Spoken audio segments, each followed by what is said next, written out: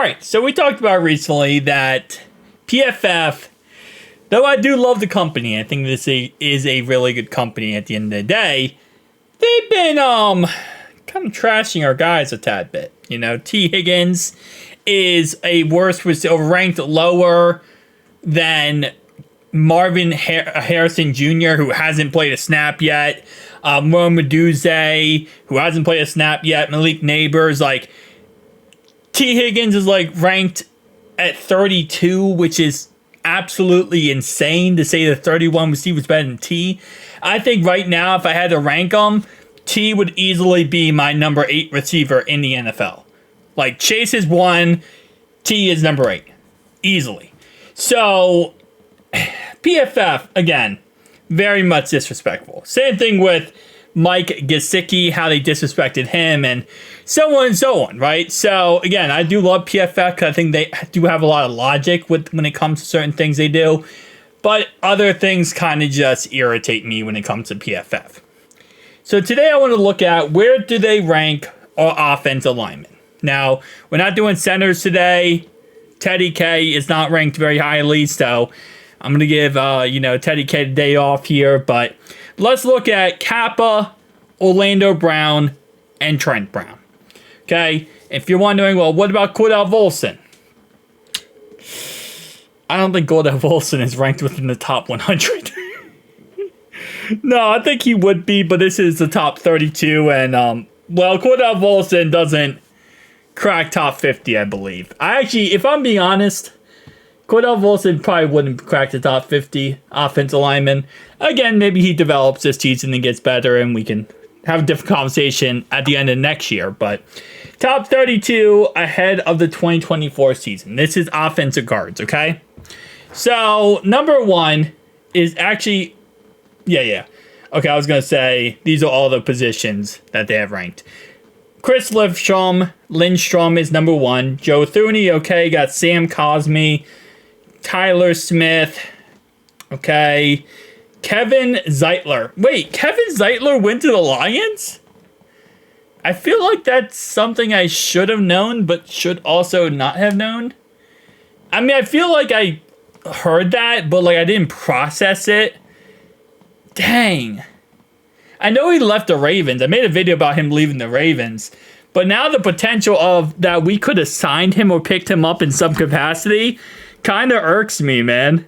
We should have brought him back. If anything, just to be a replacement for Cordell Volson. Or even be competition for Cordell Volson.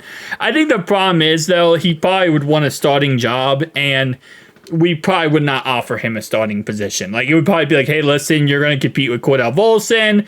We don't know if you're going to be the starter or not, and that might kind of have some conflicting issues. So, I guess it's not, like, too outlandish that is happening. I mean, that we didn't sign him, but still.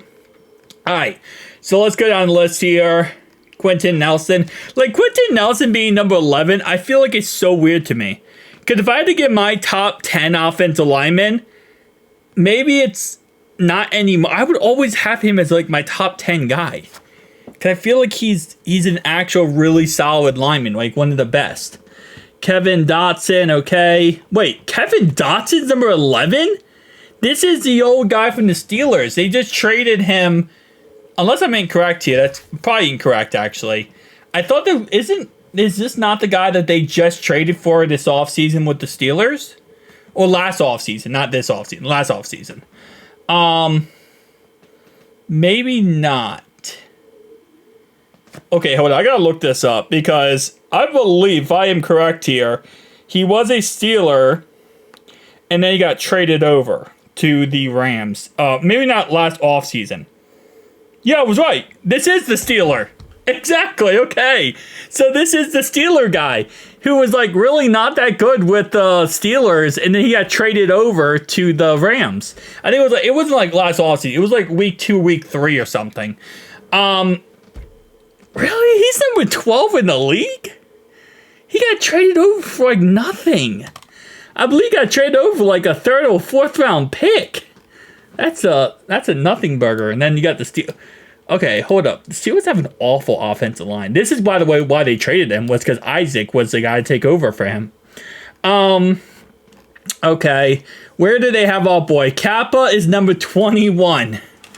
All right, Kappa's been solid, if not unspectacular addition to the Bengals offensive line since signing a 4-year contract in 2022. He's earned a 64.9 PFF overall grade in 2023 and a 67.2 in 2022. While Kappa allowed a career-high pressures of 35 pressures in 2023, he is still a credible pass blocker and a strong enough run blocker. His 67.3 run blocking grade was the best among the Bengals offensive line in a top 20 mark in the league. That sounds so bad. 67.3, this sounds so bad. It's really not that bad when you look at it in the grand scheme of things, but it just sounds so bad when you say it versus the rest of our team. Hey, 67.3. Yeah, that's the best. That's the best that the Bengals are going to give you on this line. Yeah, our line was absolutely awful last year, so I'm actually really not surprised, but oh lordy. All right, so that's guards. How about tackles? Yeah, Trent Williams has to be number 1. Okay, Tristan Wirfs, Penny Sewell. I still like the fact we got Chase over Penny Sewell. I don't care. Christian Dawsall. Didn't they trade up for this pick too? No, they traded back, I believe. Either they traded up or they traded back. He was like the 15th overall pick in the draft or something. Unless I'm incorrect, or maybe the 13th overall pick. Okay, Lane Johnson, Tyron Smith, Larry Tunzel, Rashawn Slater, Colton Miller. I feel like every year. Wait, how is Andrew Thomas good? Okay, no. Andrew Thomas is good. Something Neal. Their right tackle sucks. Something Neal. Okay, never mind. Andrew Thomas is pretty good. Braden Smith. We got a lot of these linemen I kind of forget about. Morgan Moses? I feel like he's not good anymore. I feel like he was good for the longest time with the Jets. Then he went to the Ravens and was kind of mediocre. Then he just got traded this offseason back to the Jets. I feel like he's mediocre, though. Ronnie Stanley sucks. Stop playing with me here. And that's not me saying that. Ravens fans say that, too. That he's absolutely garbage. So I don't want to hear any hate for that because both sides, Ravens and Bengals fans, we both know that he sucks. Trent Brown is ranked at 27. Although Brown failed to play at least 600 snaps for the 4th time in 5 seasons, he still showed that he could still be among the better left tackles in the league. In fact, he had 3 separate games at Jets, at Bills, and at Giants in which he earned an overall grade of at least 88. No other offensive tackle has more than 2 such games. Am I crazy? I thought he was the right tackle for the Patriots. I always thought he was like the right tackle. I knew he played left tackle as well, but I thought his last season he played right tackle. Okay, so his last season he was technically not just left tackle. He moved around the offensive line in his last season, but his second to last season he did play left tackle. So it is a mixture of the two. Okay, and then they have our boy Orlando Brown at 30. So right tackle is 27. 30 is left tackle.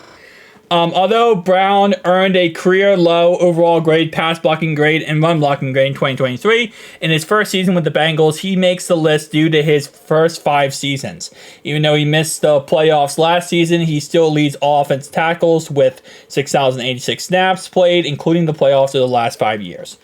Yeah, I mean, again, you got to look at it like this. When one part of the offensive line sucks, okay, and last year Cordell Volson was not good, the rest of the line's going to suck too, okay? It's a unit. It has to all work together. It has to all blend together. If it can't blend together and it's going to be a mess, then none of it's going to work. And you can't blame it on one player. An offensive line sucking is never the fault of one single player, right? Cordell Volson struggling greatly. It's not all his fault. Teddy K wasn't the greatest last year. Neither was Kappa, right? And when one side struggles, it pulls down the other sides. And then if another side struggles, it's just like the Titanic. It collapses in on itself. But it's never usually one player's fault. That's why, again, I like to trash on Kappa. I mean, not Kappa, on Cordell Volson. But reality-wise, it's not all Cordell Volson's fault. It's the whole unit didn't work. And that can be brought down and may not work by one player really slacking. But usually other players can pick up that player who is slacking. But if the rest of the unit also struggles overall-wise, it's going to be a problem. So tell me down below your thoughts and opinions, guys. I'll see you guys next one.